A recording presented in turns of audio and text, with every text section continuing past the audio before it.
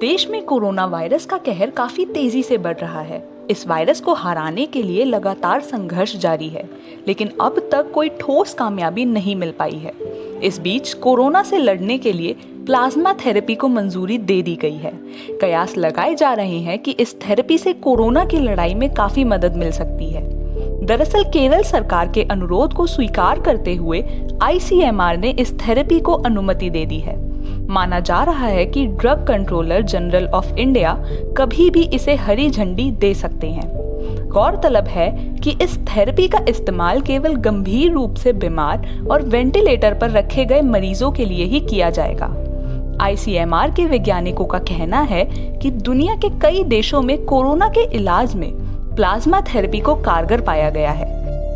यहाँ अब तक इसका इस्तेमाल नहीं हुआ है। ICMR का कहना है कि DCGI से इसकी अनुमति मिलते ही इस थेरेपी का इस्तेमाल शुरू हो जाएगा।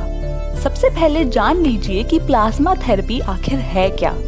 प्लाज्मा थेरेपी खून की प्लाज्मा में पाए जाने वाली एंटीबॉडी के आधार पर शरीर में किसी वायरस के खिलाफ प्रतिरोधक क्षमता को विकसित करने की प्रक्रिया है।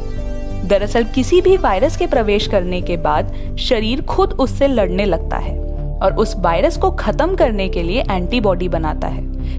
जैसे ही एंटीबॉडी वायरस को खत्म करने में सफल होते हैं, मरीज पूरी तरह से ठीक हो जाता है। लिहाजा कोरोना वायरस की चपेट में आकर ठीक हुए हजारों लोगों के शरीर में ये एंटीबॉडी मौजूद है। यदि कोरोना वायरस से ग्रसित मरीज में किसी तरह ये एंटीबॉडी पहुंचा दिया जाए तो वो व्यक्ति खुद ही कोरोना से ठीक हो सकता है। इस थेरेपी के तहत कोरोना से ठीक हुए मरीज के खून से प्लाज्मा अलग किया जाता है और फिर उस प्लाज्मा को पीड़ित मरीज के शरीर में पहुंचाया जाता है। Indian council of medical research plasma theory को लेकर एक प्रोटोकॉल तैयार कर रहा है। इस थ्योरी का इस्तेमाल केवल उन्हीं लोगों पर किया जाएगा जो गंभीर स्थिति में हैं या फिर वेंटिलेटर पर हैं। ICMR के डॉक्टर मनोज महरेकर का कहना है कि हम प्लाज्मा थेरेपी के लिए एक प्रोटोकॉल बनाने के अंतिम चरण में हैं और इसके बाद हमें भारत के ड्रग कंट्रोलर जनरल से इजाजत की आवश्यकता होगी।